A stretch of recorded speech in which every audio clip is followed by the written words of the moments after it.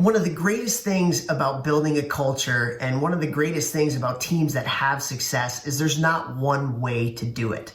Every team has had a different journey. Every team has had a different culture that leads to success at the end of the day. Every team is unique. Every team has their own living, breathing culture. And that's one of the great things about success is there's not one way to do it. And one of the biggest ways to create that success and create that unique journey is creating an identity for your team. We'll talk about 3 ways that you can do that. Number 1 is bringing everybody together to focus on who are we?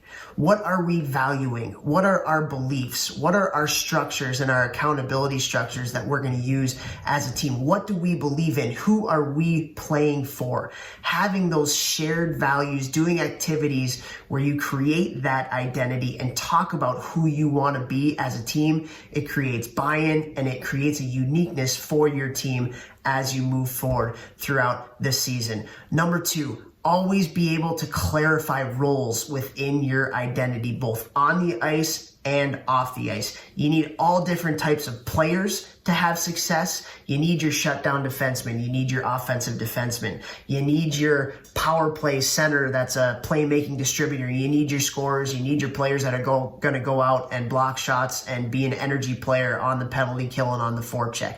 Teams need different roles. In the locker room, teams need different roles as well. You need somebody that's kind of like the social coordinator. You need somebody that's the leader that's going to lay the hammer down when things go awry. You need the person that's going to be there to be positive and bring energy and bring that infectious smile, especially when things aren't going so well as a team. So clarifying roles is huge to your identity, and how each player plays those roles towards your identity, so important to a team's success. And then lastly, over communicate your identity. Over communicate who you are and what you play for. I think as a coach and as a group, when you know who you're playing for, you know who you are as a group, and you consistently over communicate that with your players, it's going to be ever present. You can have them on signs in the locker room. You can talk about it before all your practices and your games. But I just think clarifying who you are and always communicating who you are is so important to building and creating that buy-in and that identity at the end of the day.